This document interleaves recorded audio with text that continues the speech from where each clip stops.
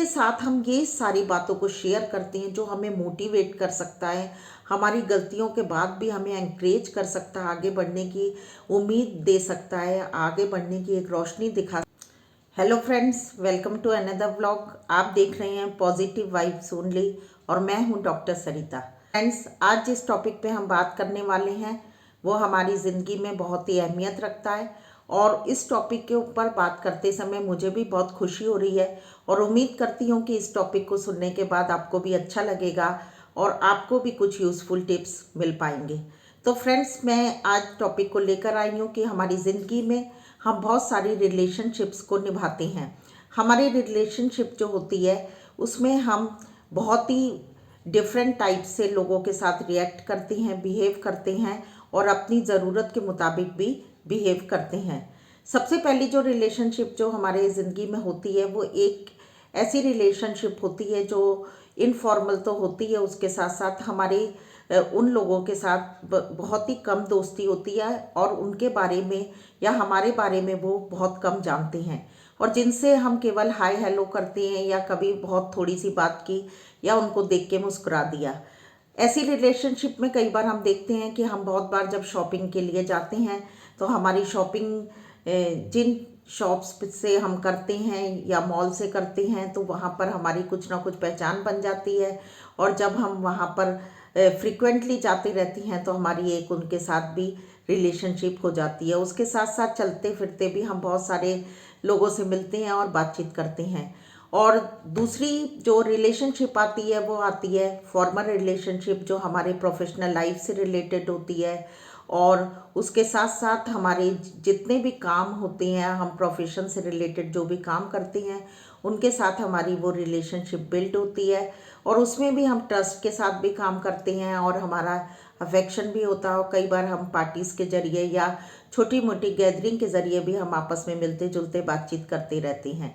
और जो third relationship आती है वो हमारी एक रिलीजियस रिलेशनशिप होती है कि जैसे कि हम किसी मंदिर में जाते, मस्जिद में, चर्च में, अपनी रिलीजियस प्लेस पर जाते, गुरुद्वारे में जाते हैं तो वहाँ पर हमारी जो हमारे कास्ट के लोग जो होते हैं, हमारे रिलीजन के जो जो लोग होते हैं उनके साथ भी हम टाइम स्पेंड करते हैं, उनके साथ प्रेयर्स करते हैं, अपने कस्टम्स को करते हैं, अपने रिचुअल्स को करते हैं, हमारे जो फेस्टिवल्स होते हैं उनके साथ हम सेलिब्रेट करते हैं और इन्जॉय भी करते हैं। तो उनके साथ भी हमारी एक रिलेशनशिप होती है और सुख दुख में भी हम एक दूसरे का साथ देते रहते हैं, उनकी फ़िक्र भी करते हैं। जो नेक्स्ट रिलेशनशिप आती है फोर्थ नंबर पे वो होती है हमारे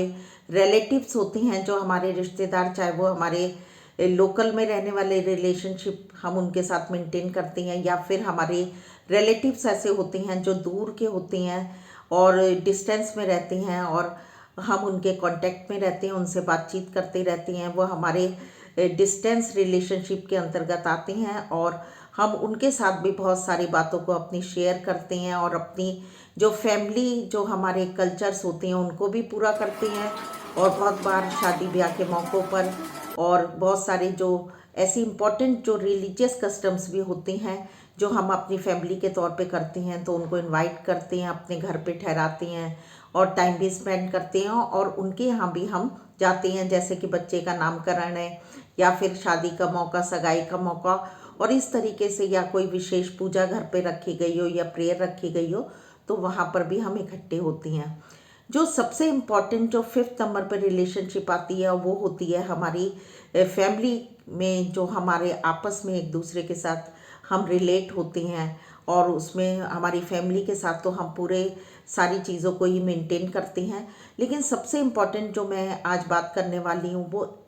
उस रिलेशनशिप पे जो हमारी इंटीमेट रिलेशनशिप होती है, जिनके साथ हमारी बहुत ज़्यादा इंटीमेसी होती है। तो फ्रेंड्स, बहुत बार जब हम इंटीमेसी की या इंटीमेट रिलेशनशिप की बात करते हैं तो लोगों के जहन में या माइंड में ये होता है कि वाइफ हस्बैंड के बीच में होती है या फिर दो पार्टनर्स के बीच में होती है। लेकिन फ्रेंड्स, मैं ये कहना चाहती हूँ कि इंटीमेट रिलेशनशिप हमारा कोई सगा भाई या बहन या फिर हमारी कोई ऐसी खास फ्रेंड या दोस्त हमारा ऐसा हो सकता है जिसके साथ हम बहुत ही इंटीमेट हो सकते हैं। इंटीमेट से मेरा ये मतलब है कि हाँ, इमोशनल इंटीमेसी की मैं यहाँ पर बात कर रही हूँ कि हम इमोशनल इंटीमेट होते हैं। कहने का मतलब ये है कि हम अपनी हर बात को उस इंसान के साथ शेयर करना पसंद करते हैं, कि चाहे वो बात अच्छी हो चाहे बुरी हो। बहुत बार ऐसा होता है कि हमारे जीवन में कुछ ऐसी घटनाएं हो जाती हैं, कुछ ऐसी बात हो जाती है कि हम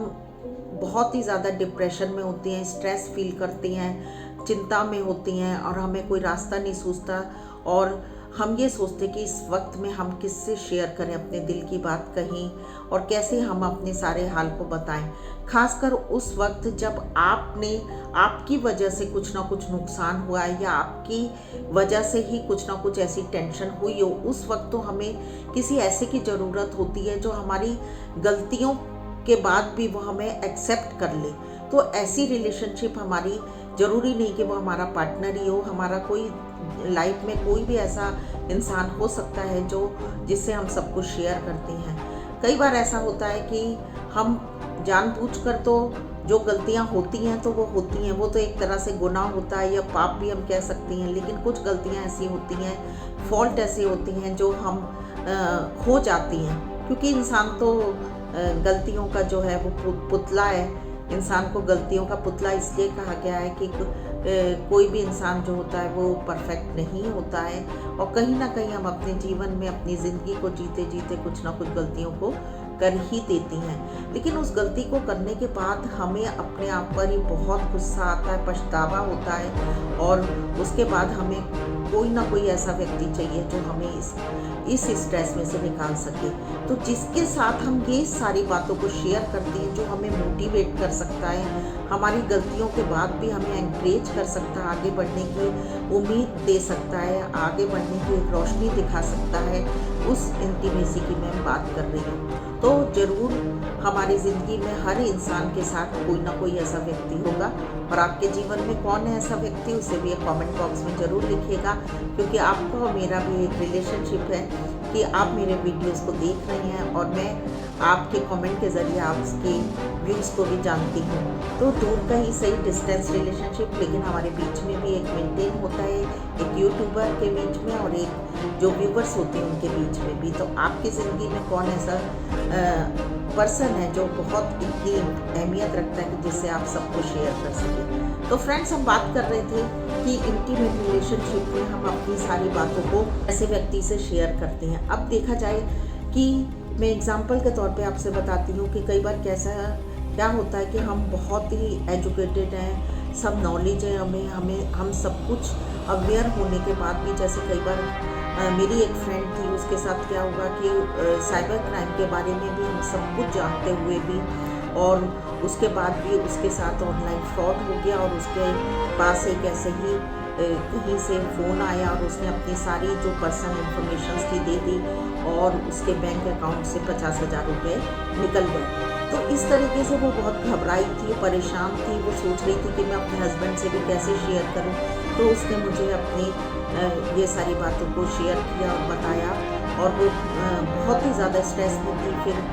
बात करते करते जो चीज़ें मैं उसको समझा सकती थी, एनकरेज कर सकती थी और आगे के लिए अलर्ट कर सकती थी, वो बताया, क्योंकि जो होना था वो तो हो गया। और जब उसने मेरे से शेयर किया तो वो भी एक दिन के बाद किया, तो काफ़ी लेट हो चुका था। उसके बाद भी जो मेरे साइड से मैं उसको बता सकती थी मैंने बताया। तो इस तरीके से ये तो मैंने एक छोटा सा एग्जांपल दिया, और भी कई बातें होती हैं। कई बार हमारे साथ कोई बहुत अच्छा हमारे हस्बैंड ने हमें कोई अच्छा गिफ्ट दिया, हमें न्यू ईयर पे गिफ्ट दिया, पता चला 4 या 5 दिन बाद ही हमसे उसका स्क्रीन टूट गया, या पानी गिर गया, या कुछ भी ऐसा हो गया, तो वो भी एक नुकसान हो जाता। और फिर हम ये सोचते हैं कि हम ये बात भी अपने हस्बैंड से अगर हमारे किसी खास ने हमें दिया तो मुझसे कैसे कहें। तो कहीं ना कहीं ये तो मैंने बहुत छोटी छोटी बातें बताई, लेकिन ज़िंदगी में और भी कई बहुत बड़ी घटनाएं होती हैं, क्योंकि इंसान से कभी भी कोई भी गलती हो सकती है। लेकिन उस वक्त उसे एक ऐसा सहारा चाहिए जो उसे मोटिवेट करने के साथ साथ उसे सही राह भी दिखाए। तो फ्रेंड्स, इंटीमेसी की जब मैं बात कर रही हूँ, तो ऐसी रिलेशनशिप में हमें क्या करना चाहिए। सबसे इम्पॉर्टेंट बात है कि अपनी इस रिलेशनशिप को जब भी हम किसी के साथ करते हैं, तो सबसे इम्पॉर्टेंट बात जो मैं आपसे कहना चाहती हूँ कि कभी भी आपको आपके जो जिसके साथ आपका बहुत अच्छा रिलेशन है और वो किसी परेशानी में है और बहुत ज़्यादा उसे आपकी मदद की ज़रूरत है, कहीं कभी कभी ऐसा होता है कि किसी का हस्बैंड वाइफ या पार्टनर्स के साथ ऐसे वाला रिलेशन जो होता ख़राब हो जाता है और उन्हें उसमें से निकलना होता है और उन्हें बहुत ज़रूरत होती है, तो एक सही राह की ज़रूरत होती है कि उनको कभी कभी लीगल एडवाइस की भी ज़रूरत होती है। तो हम कभी भी अपने अनुभव के आधार पर या अपने अधूरे ज्ञान के आधार पर उनको गाइड ना करें, ना ही कोई एडवाइस दें। अगर आपके उस प्रिय को या आपके फ्रेंड को या आपके अपने प्रिय इंसान को, आपके दोस्त को जब आपकी ज़रूरत और वो आपसे गाइडेंस मांगे, तो आपको अगर उस लाइन में नॉलेज ना हो, आपको उस टॉपिक पे नॉलेज ना हो, आप उस बारे में नहीं जानते, तो आप पहले अपनी पर्सनल इन्फॉर्मेशन के ज़रिए वो सारी जानकारी को लीजिए, उसके बाद ही उसको गाइड करिए। कभी भी हमें ऐसी गलत या अधूरी जानकारी के आधार पर किसी को गाइड नहीं कर देना चाहिए। कहीं ऐसा नहीं हो कि हमारी दी हुई उस अधूरे ज्ञान से जब वो अगर कोई फॉरवर्ड स्टेप ले लेता है तो उसके जीवन में उसको नुकसान उठाना पड़े, और अगर ऐसा होता है तो ये हमारे लिए भी बहुत दुख और शर्म की बात होगी और सामने वाला तो नुकसान उठाएगा ही, जिसने हमारे ऊपर इतना ज़्यादा ट्रस्ट किया, जिसने अपने मुश्किल वक्त में हमको याद किया, हमारे बारे में सोचा और हमसे सब कुछ शेयर किया। और मोस्ट इम्पॉर्टेंट जो बात आती है कि अगर हमारा वो प्रिय हमसे कोई भी बात को शेयर करता है तो हम उसकी सारी सीक्रेट्स को सीक्रेट्स ही रखें। ये बहुत इम्पोर्टेंट बात होती है फ्रेंड्स कि हम कभी भी, हमसे जिसने भी सीक्रेट शेयर किया, हम कभी भी उसकी बातों को कभी भी ओपन ना करें, किसी को बताएं नहीं, क्योंकि ये बहुत बड़ी बात, बहुत ट्रस्ट की बात होती है कि किसी ने अपनी पर्सनल लाइफ को आपके साथ शेयर किया, अपनी बातों को, अपने दुख को, अपने गम को, और आप उसको जाकर खुले में किसी के साथ भी बता दें या ऐसी जगह पे बता दें जो उसको नुकसान पहुंचा सकता है। तो इस अपनी इंटीमेट रिलेशनशिप को मेंटेन करने के लिए ये वाले जो 2 पॉइंट है, ये तो बहुत ही ज़्यादा इम्पॉर्टेंट होती हैं, क्योंकि हम अगर हमारे ऊपर कोई भी ट्रस्ट कर रहा है तो हमें उस ट्रस्ट को बना के रखना हमारी एक बहुत बड़ी रिस्पॉन्सिबिलिटी हो जाती है। तो फ्रेंड्स, ये इंटीमेट जो रिलेशनशिप होती है ये इस हद तक होती है कि उसमें कोई इंसान भी हो सकता है, और कभी कभी हम अपने